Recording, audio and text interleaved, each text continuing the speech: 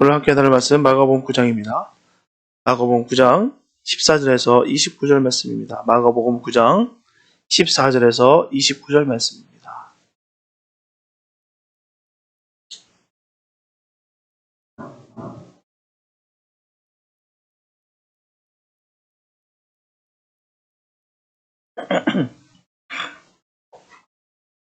마가복음 9장 14절에서 29절 말씀입니다. 주님께 한 말씀 봉독해 올려드립니다.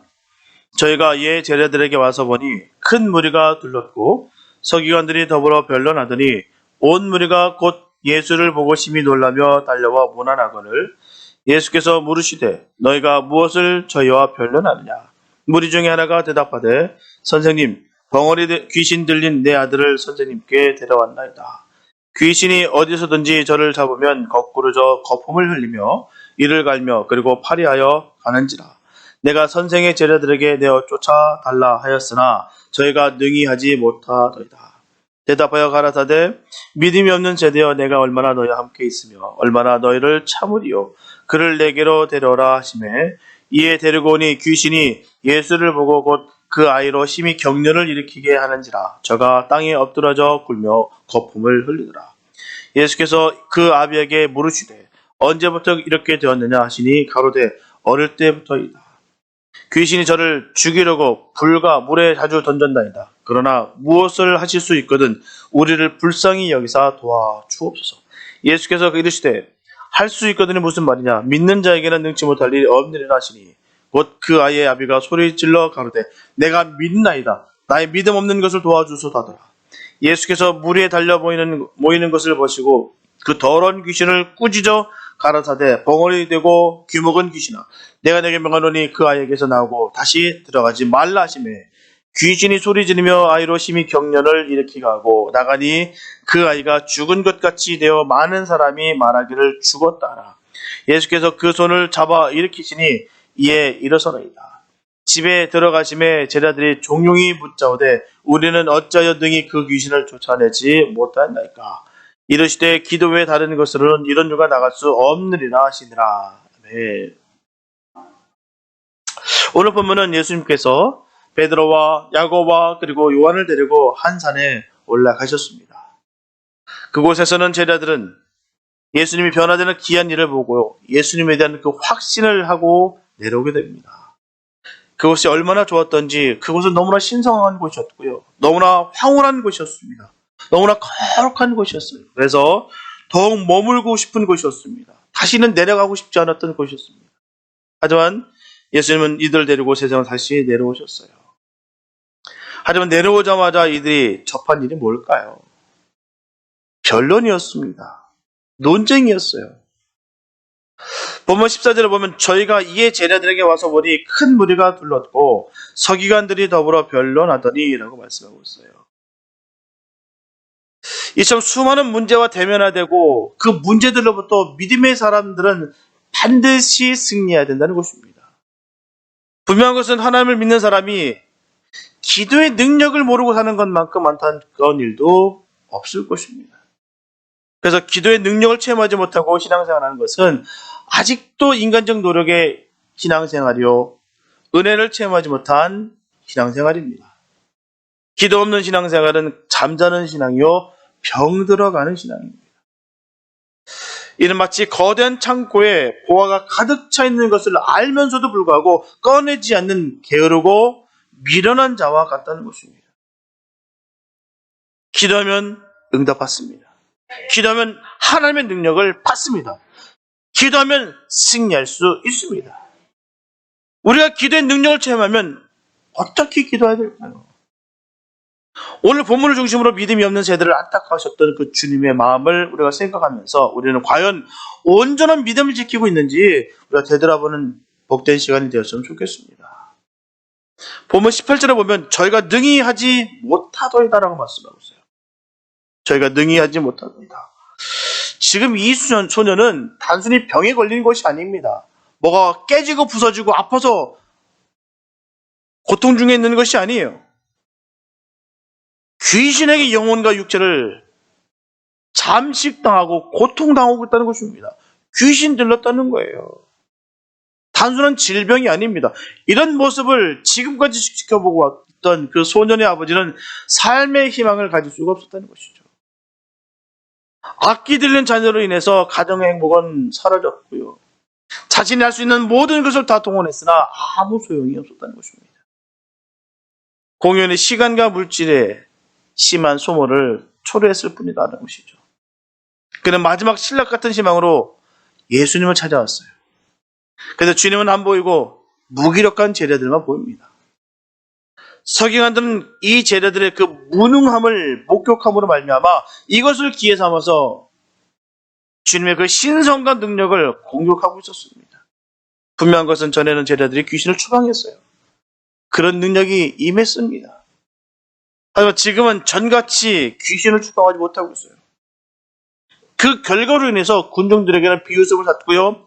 대적자들에게, 바로 바리새인들에게는 공격할 기회를 제공했다는 것입니다. 그리고 아버지에게는 절망감을 안겨줬다는 거예요.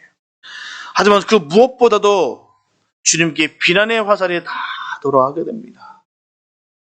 그런데 제자들이 지금까지 나타났던 능력이 사라지고 없어진 것에 대해서 주님께서는 명확하게 말씀해 주셨어요. 그래서 바로 본문 29절에서 분명 전하기를 이르시되 기도 외에 다른 것으로는 이런 유가 나갈 수 없느니라 하시니라. 기도 외에는 이런 능력이 나타날 수가 없다는 것입니다.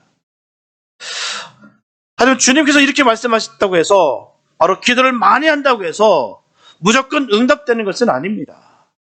분명한 사실은 주님께 합당한 정확한 기도를 드려야 기도에 응답을 받을 수가 있다는 것입니다.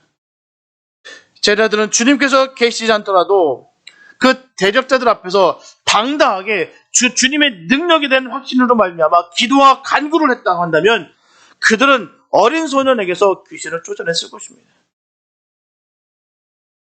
이처럼 성도의 삶의 능력은 오직 믿음으로 말미암다는 것을 반드시 기억해야 되겠습니다. 능력이 있어야 돼요. 능력 받아야 됩니다. 그래서 기도는 반드시 응답받는다는 믿음이 있어야 되는 것이죠. 바로 이 믿음으로 기도해야 되는 거예요. 마가복음 11장 24절에서 주님은 분명 말씀하십니다. 그러므로 내가 너에게 말하노니 무엇이든지 기도하고 구하는 것은 받은 줄로 믿으라. 그리하면 너에게 그대로 되리라. 분명히 명시되어 있어요. 구한다고 되는 것이 아니라 무엇이든지 기도하고 구하는 것은 받은 줄로 믿으라는 거예요. 받은 줄로 믿었을 때 그대로 된다는 사실입니다. 그냥 막연하게 된다는 게 아니에요. 내가 기도했으니까 된다는 것이 아니라 받은 줄로 믿었을 때에 그대로 될 줄로 믿습니다. 이것을 주님께서 말씀하셨다는 거예요. 그렇다면 주님께 응답받지 못하는 기도는 어떤 기도일까요? 첫째, 죄악을 품으면 응답을 받지 못합니다. 시편 66편 18절에 보면 내가 내 마음에 죄악을 품으면 주께서 듣지 아니하시리라. 분명히 말씀하고 있습니다. 마음에 죄악을 품으면 듣지 않겠다라고 분명히 전하셨어요. 이렇게 하나님은 정직한 입술을 좋아하십니다. 마음속으로 가증한 죄악을 간직하고 있으면서 입술로만 하나님께 간구한다면 하나님께 드리는 어떤 간구일지라도 헛된 것이 되고 말 것입니다. 그래서 우리가 만일 응답받는 기도를 드리기 원한다면 먼저 우리 속에 있는 죄악을 모두 주님 앞에 털어놔야 줄 있습니다.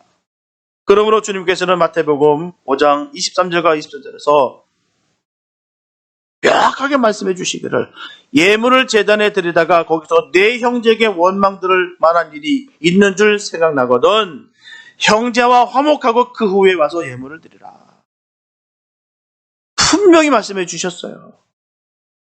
형제와 화목하고 그 후에 와서 예물을 드리라. 묶인 것이 있으면 안 됩니다. 묶인 것이 있으면 안 돼요.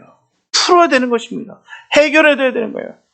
여기서 묶이면 하늘에서 묶이고요. 하늘에서 묶이면 땅에서 묶이게 되어 있습니다. 연결되는 거예요.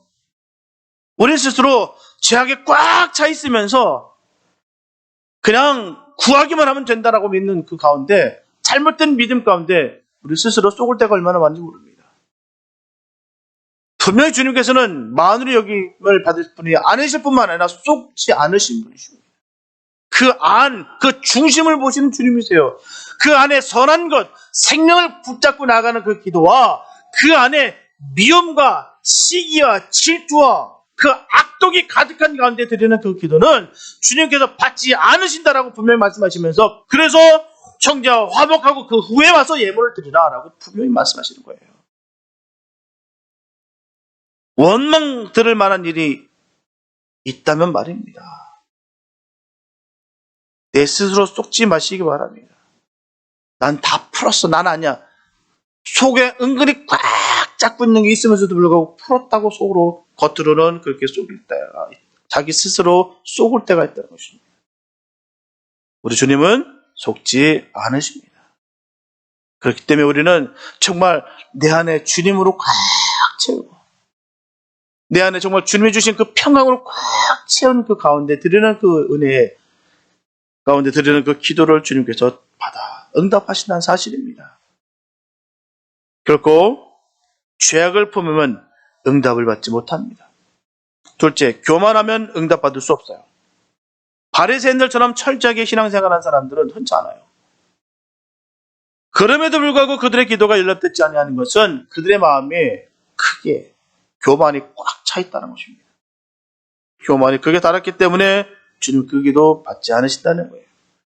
누가복음 18장 11절에서 14절에 잘 기록되어 있어요.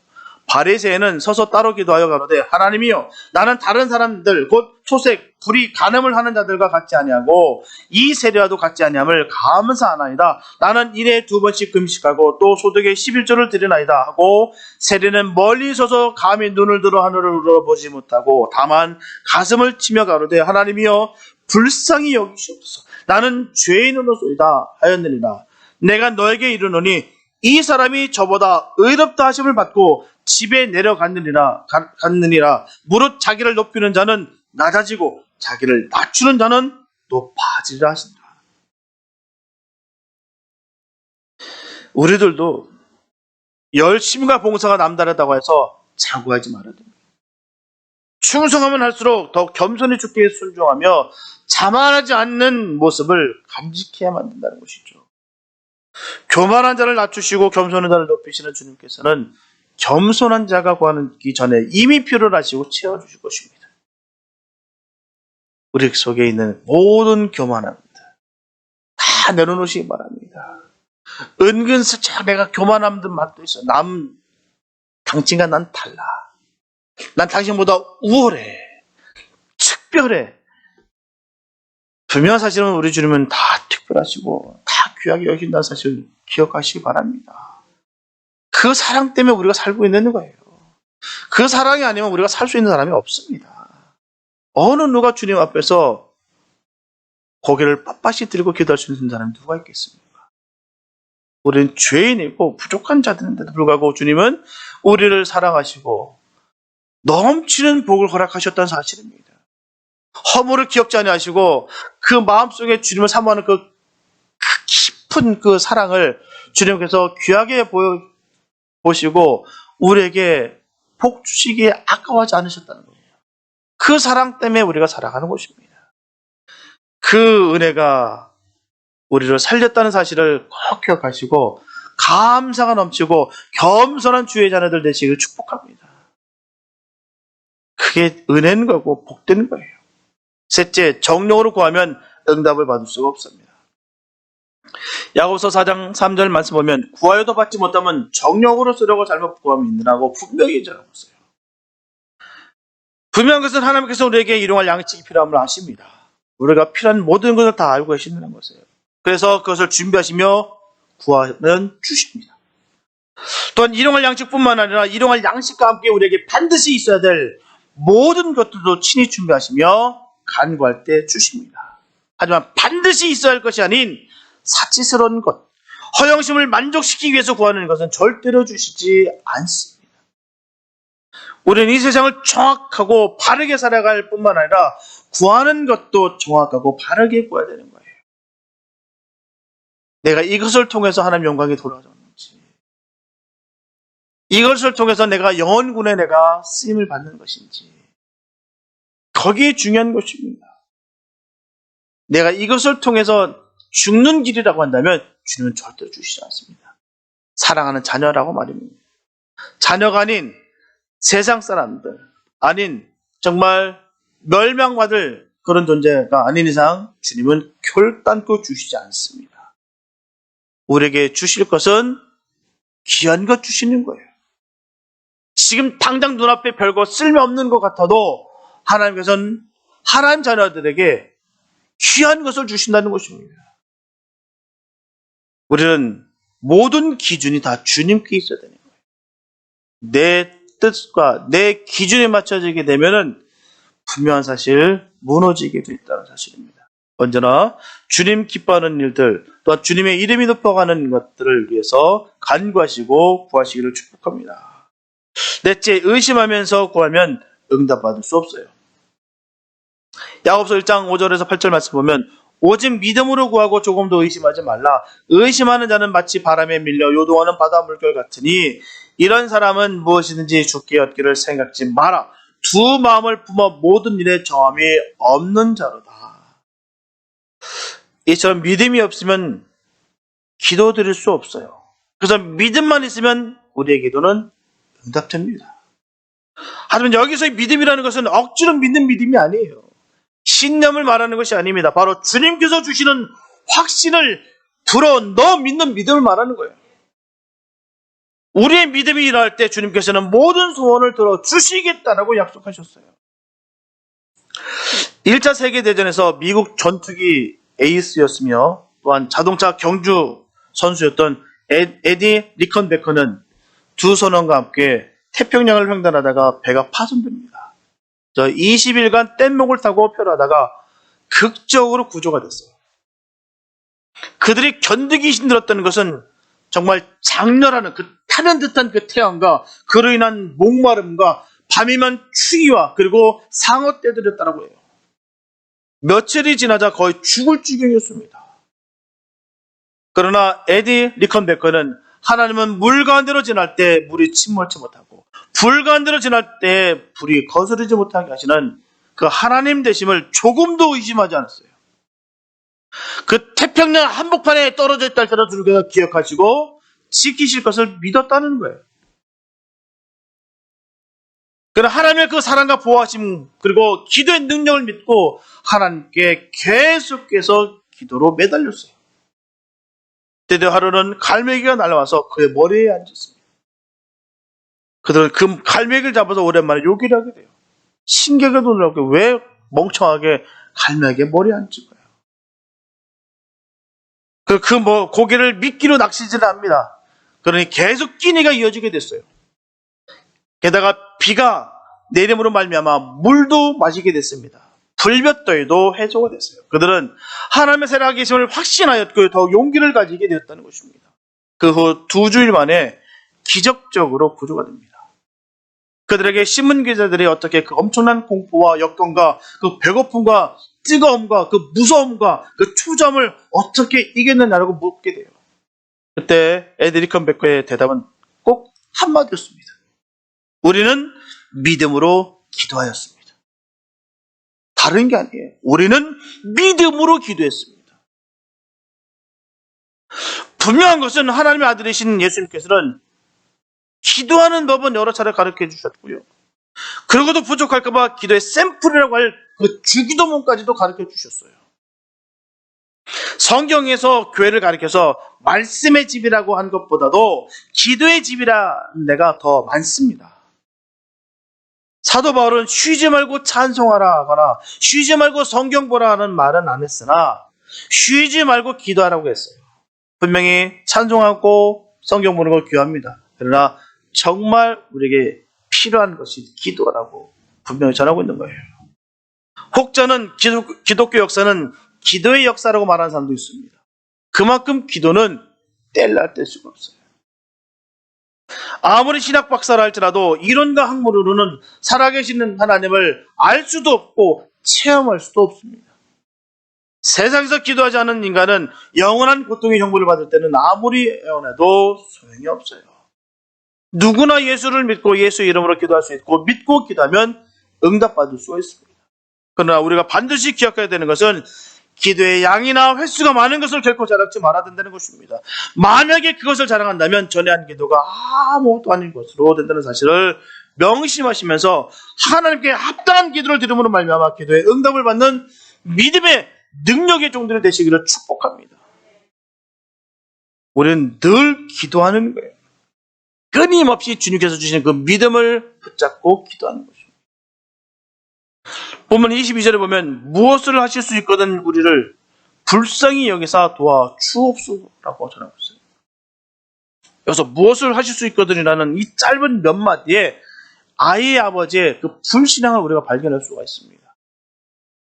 아이의 아버지는 겉으로 보기에는 매우 겸손한 처럼 말하고 있어요.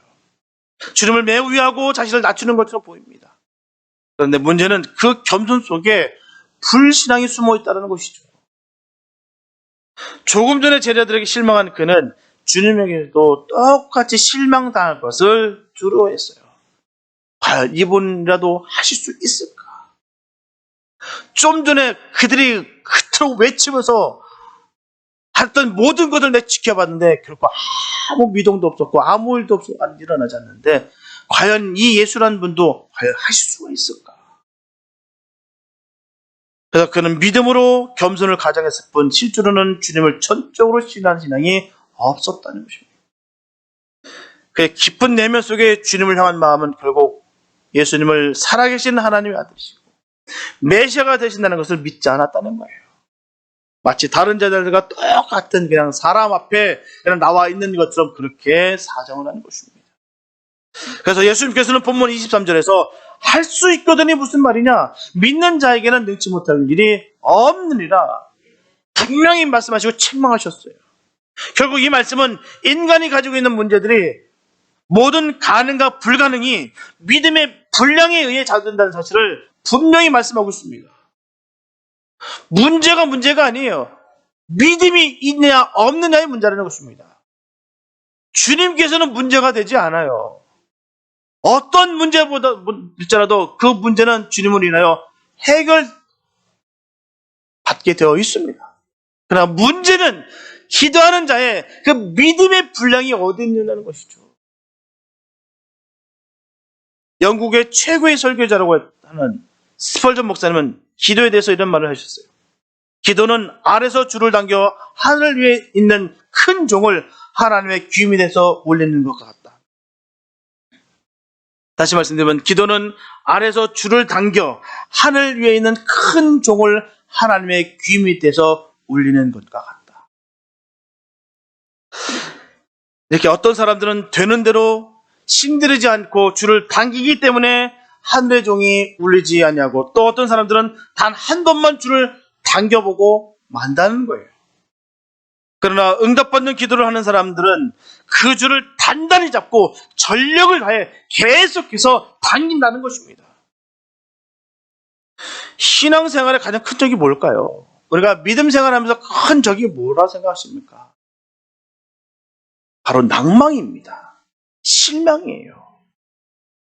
낭망은 악에게 굴복하는 것이다 라고 말씀하고 있어요. 예를 들어서 다윗은 왕으로 기름을 부음 받은 후에도 7년 동안 고난의 길을 걸었어요. 사울의 그 무지막지한 칼과 창을 피해서 이리저리 도망을 다녔습니다.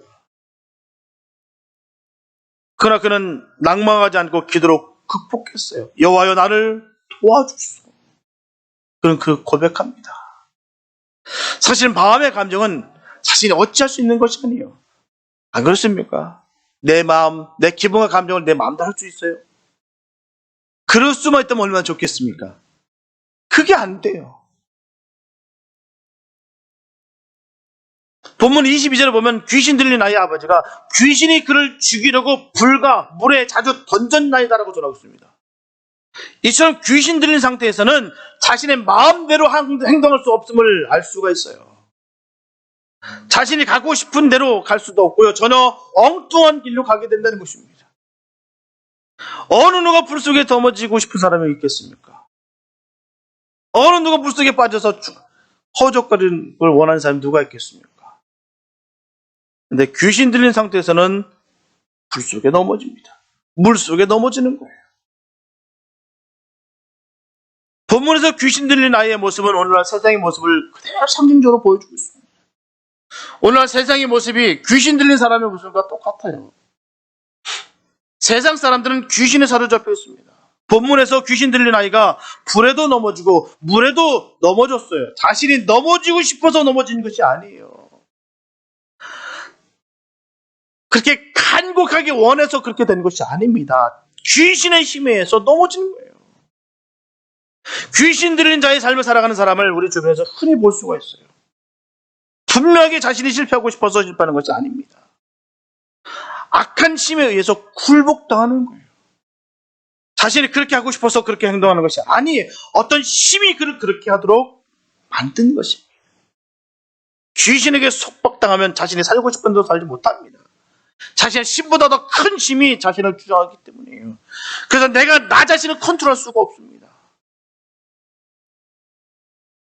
오늘날 세상을 보면 많은 사람들이 더러운 명에 사로잡혀서 살아갑니다. 무엇인가 점령당한 채 살아가요. 귀신 들렸다는 것은요, 사로잡힘을 의미하는 거예요. 무엇인가 사로잡힌 것을 의미한다는 것이죠. 이를테면요, 돈에 사로잡힌 사람들이 있습니다. 돈에 사로잡힌 사람들의 삶의 모습을 보십시오. 어떨까요? 그는 늘 돈 얘기만 합니다. 모든 것이 다 돈으로 보여요. 계속 돈에 끌려다닙니다. 우리가 알아야 되는 것은 혈과 육으로는 절대로 이길 수가 없어서 귀신의 힘은 강합니다. 강한 힘이 그를 지배하기 때문에 그 힘을 제어하지 못하면 그 힘에 구속당한다는 거예요. 그렇게 신앙생활 많이 했고 오래 했는데도 많은 체험을 했는데도 불구하고 시험에 들어서 귀신이 꽉 차서 방황하는 사람들의 모습을 한번 보십시오. 어떻게 저럴 수가 있을까를 생각해 든다는 것이죠. 어떻게 저렇게 될 수가 있을까? 하루아침에 무너지고 그 속에 빠져서 살아간다는 거예요. 주님 주신 평강과 은혜는 싹 사라져 그 안에서 계속해서 분이 나고 화가 나고 맺힌 게 많고 악이 터져나가고 억울하고 속상하고 그 쓴 뿌리가 계속해서 치밀어 오른다는 것입니다. 왜일까요? 예수가 꽉 차 있다면 그럴 일이 없습니다.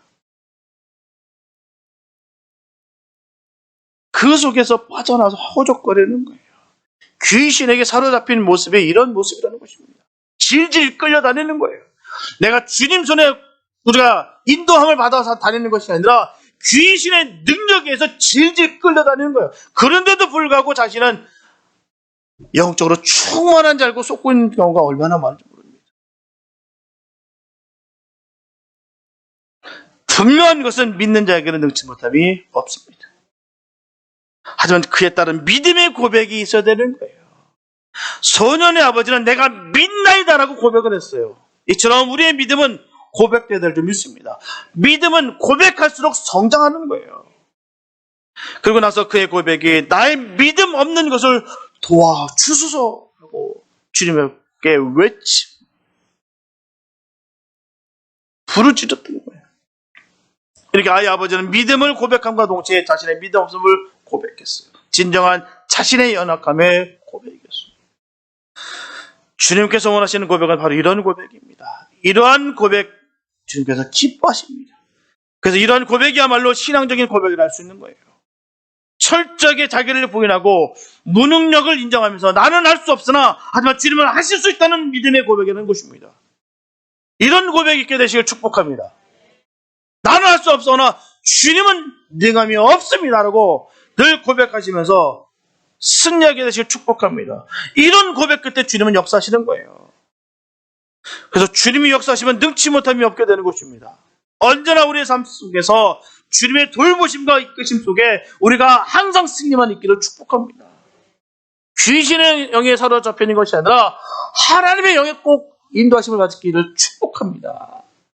우리가 속을 때가 얼마나 많은지 몰라요.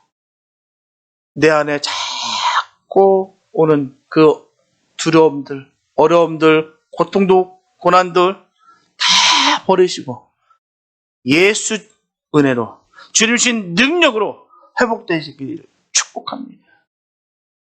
본문 25절에 보면 그 더러운 귀신을 꾸짖어 가라사대 벙어리 되고 귀먹은 귀신아 내가 내게 명하노니 그 아이에게서 나오고 다시 들어가지 말라 하십니다. 이처럼 주님께서는 귀신을 꾸짖으셨어요. 어릴 때부터 들어가 어린아이를 괴롭히고 부모의 마음을 애타오게 한 그 사악한 귀신을 주님 책망하셨습니다. 그런 후에 귀신에게 명령하셨어요. 이처럼 예수님께서는 귀신에게 타이르든지 달래지 않습니다. 언제나 명령과 꾸짖음으로 일관하셨어요. 무당들 보십시오. 어떻게 하나요? 귀신을 달랩니다. 막 싹싹 빌어요. 방방 춤추고 난리 납니다. 무서운 존재라고 과대평가하게 만들어요. 하지만 예수 믿는 사람은 귀신을 하찮게 여깁니다. 그렇게 여겨야 되는 것이에요. 왜요? 주님 앞에 귀신은 아무것도 아니기 때문입니다. 담대해야 되는 거예요. 담대치 않으면 귀신은 고개를 들게 되어 있습니다. 우리는 예수의 이름으로 선포하시며 그 목을 밟아들 줄 믿습니다. 주님이 승리하셨어요. 승리하신 싸움 가운데 우리가 주눅들 이유가 없습니다. 그래서 예수님께서 축사하시는 과정이 우리에게 보여주는 것은 귀신과 주님의 위치는 다르다는 거예요. 주님은 완전한 인간이셨지만 살아계신 하나님이 되시기 때문에 귀신을 책망할 수가 있었고요. 명령하실 수 있는 분이셨습니다. 결코 귀신과 대등한 위치가 아니에요. 절대로 예수님과 귀신의 관계는 상대적인 것이 아니라 절대적인 것입니다. 그래서 성경 어디에서도 주님의 책망이나 그 명령에 대항하거나 불순종한 귀신은 없습니다. 그러므로 우리는 사단이 아무리 우리를 사납게 위협한다 할지라도 두려워할 필요가 전혀 없습니다. 오히려 우리는 완전히 완패한 참패한 사단의 무리를 주님의 이름으로 대적해야 줄 믿습니다. 그리고 예수님께서는 본문에 하셨듯이 예수께서 그 손을 잡아 일으키시니 예 일어섭니다. 주님께서는 아이의 손을 잡아 일으키셨어요. 이처럼 주님께서는 언제나 사단의 그 극렬한 공격을 받아 침체와 절망의 상태에 빠져있는 자들을 그대로 두지 않으셨습니다. 주님의 손으로 붙잡아 그들을 일으키십니다. 다시 말씀드리면 정상적인 상태로 회복해 놓으셨다는 거예요. 그래서 예수님의 목적은 귀신을 내어 쫓는 것뿐만 아니라 하나님의 자녀들이 사단의 영역에서 벗어나 새로운 사람으로 살아가는 것입니다. 분명한 것은 우리는 주님으로 말미암아 새로운 피조물이 됐어요. 마귀가 쫓김을 받는 것에서 만족해서는 안 된다는 것입니다. 귀신은 쫓김을 받는 것 같고 기뻐하고 거기서 멈춰서는 것이 아니에요. 그 후가 더 중요하다는 것입니다. 우리 주변에 얼마나 많이 봅니까? 정말 그 안에 있는 귀신이 다 쫓겨나서 정말 애기와 같은 정말 편한 얼굴이었던 그 사람이 얼마 지나지 않아서 더 악하게 변한 모습들을 얼마나 많이 보는지 몰라요. 성녀도 보면 잘합니다. 힘센 귀신 7을 더 들어온다고 했어요.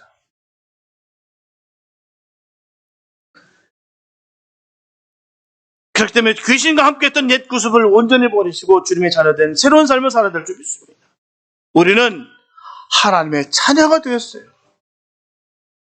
영원한 멸망받을 수밖에 없는 존재였던 우리가 주님의 그 능력으로, 주님의 피에 보이는 능력으로 우리가 귀신이 떠나가고 오직 예수의 은혜로 말미암아 주님의 자녀가 되었던 사실입니다.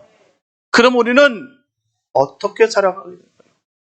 주님의 자녀된 삶을 살아야 될 줄 믿습니다. 예전에 묵었던 그 죄악된 것들 다 버리시고 그 일로 인해 내가 망하게 되었구나라고 한탄했던 모든 것들을 다 버리시기 바랍니다. 예수 외에는 없어요. 주님이 가장 귀하신 것입니다. 주님의 기쁨이 되는 것을 찾으시고 주님의 기쁨이 되는 삶을 살아가게 되시길 축복합니다. 우리가 사는 길이에요. 그 영생을 가는 그 길을 우리가 가야 될 줄 믿습니다.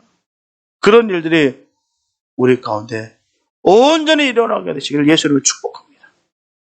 다음 여러분, 우리 앞에 무슨 문제가 있든지 철문같이 완강한 문제가 버티고 있든지 산같이 거대한 문제들을 만나든지 근심하거나 낙심하지 마시고 깨어 기도하시기 바랍니다. 산을 옮기는 기도의 능력으로 해결받으시는 저와 여러분들 줄로 믿습니다. 오늘 본문에서 귀신 들린 소년이 나오는데 그는 벙어리 되고 귀먹은 귀신이었어요. 벙어리와 귀머거리는 동시에 나타나는 증세입니다. 신앙적으로 우리가 표현하게 된다면 벙어리는 기도 못하는 것이고 천도 못하는 것입니다. 귀머거리는요, 하나님의 말씀을 듣지 않으니 하나님의 음성을 못 듣게 되니 영적으로 문제가 되는 거예요. 오늘날 우리 교회 문제, 오늘날 우리 성도들에게 이런 많은 문제들이 많이 발견됩니다. 점점 그렇게 되고 있어요. 점점 벙어리가 되고 있고 점점 귀머거리가 되고, 오늘 주님께서 명령하셨습니다. 벙어리 되고 귀머거리 된 귀신아, 내가 내게 명하노니 이 시간 물러갈지어다. 그런 능력이 우리에게 임할 줄로 믿습니다. 지금까지는 세상의 소리에 귀가 막혔고 또한 세상적인 것으로 인해 입이 막혔던 것들이 뚫어지게 되시길 축복합니다. 막혔던 것들 주님의 이름으로 선포하시기 바랍니다. 분명한 것은 지금은 기도할 때예요. 지금 능력 받을 때입니다. 기도하기로 주셨던 죄를 회개할 때입니다. 그럼 우리는 쉬지 말고 기도해야 되는 거예요. 신앙의 능력은 바로 기도의 능력이에요. 능력 받으시기 바랍니다. 지금 능력을 받아야 될 이유가 거기 있는 거예요. 지금 팬데믹으로 말미암아 얼마나 많은 사람들이 지금 신앙에서 떨어져 나갔고 경제적인 어려움이 임하였으며 또한 세계 곳곳에는 전쟁의 전원이 깃들고 있습니다. 언제라도 전쟁은 터질 정도로, 언제 지금 당장 터진다 해도 이상하지 않을 정도로 지금 수많은 곳에서 지금 전쟁의 기운이 있어요. 수많은 기근이 터지고 있습니다. 이 비숍이라는 얼마 가까운 거리에서는 지금 산불이 나서 진화율이 0%예요. 곳곳에서 지금 계속 일이 터지고 있습니다. 기근과 전쟁과 수많은 일들이 계속해서 지금 계속 이루어지고 있습니다. 우리가 못 본 것이었고, 우리가 귀를 막은 것이었고, 우리가 입을 막은 것이지, 계속해서 영적인 흐름은 계속 흐르고 있었던 사실입니다. 이럴 때 우리는 기도할 때입니다. 능력 받아서 우리가 바로 설 때요. 아니면 그냥 세상으로 흘러가게 되었습니다. 자만하면 안 됩니다. 역사는 바로 기도의 무릎을 꿇을 때만 일어나는 거예요. 그냥 나타나는 것이 아닙니다. 그러나 입만 벌리고 감나무 떨어질 때까지 입만 떡 벌렸다고 떨어지는 것이 아니라 우리가 무릎을 꿇고 부르짖을 때 하나님께서 주신 그 능력이 임할 줄을 믿습니다. 하나님 능력을 힘입고 기도의 비밀을 알게 되면 신앙생활에 힘이 나는 거예요. 능력이 임하는 것입니다. 변화되시기 바랍니다. 이 능력 받으시기 바랍니다. 내 안에 있었던 맺혔던 것 다 걷어버리시고 예수로 꽉 채우셔서 하나님께 늘 응답받으시고 주님께서 주시는 그 공급해 주시는 그 놀라우신 그 능력과 힘을 받게 되시기를 축복합니다. 그래서 우리 모두는 기도하여 능력을 받아서 우리 안에 있는 더럽고 추한 것들을 다 내보내시고 멋지게 승리하는 예수님의 사람들 되시기를 예수님의 이름으로 축원합니다. 기도합니다. 하나님 감사합니다. 아버지, 지금 이 시대는 능력 받을 때입니다. 하나님 능력 부어주시고 아버지, 주님들 입을 벌려 선포할 때마다 하나님 강력하게 주의 능력이 나타나게 하여 주시옵소서. 맺혔던 것들, 묶였던 것들 다 걷어치우게 하여 주시고 오직 예수의 능력이 임하여 주님 주신 그 평강과 충만함이 넘치게 하여 주시옵소서. 성령 충만케 하여 주시옵소서. 그 길이 아니고서 우리가 살 수가 없음을 다시 한번 고백합니다. 하나님 잡아주시고 인도하여 주시옵소서. 귀신의 영에 사로잡히는 것이 아니라 주님의 능력으로 사로잡힘마다 아버지 어느 때에도 주님의 의의 병기가 되어서 주의 영광을 돌리는 복된 삶이 되게 하여 주시옵소서. 주님의 크신 은혜가 임할 줄로 믿습니다. 하나님 정체되어 있고 막혔던 것들이 예수의 은혜로 깨끗이 씻김을 받게 해주시고 아버지 능력의 역사로 말미암아 아버지 주의 나라가 더욱더 확장되며 주의 영혼을 구원하는 데 쓰임받는 역사가 이루어지게 하여 주시옵소서. 우리가 그렇게 쓰임받기 원합니다. 주님 인도하여 주시옵소서. 늘 거룩하고 복된 주의 영광이 늘 항상 함께해 줄 줄 믿사옵고 오늘 구원하신 예수님의 이름이 됐습니다.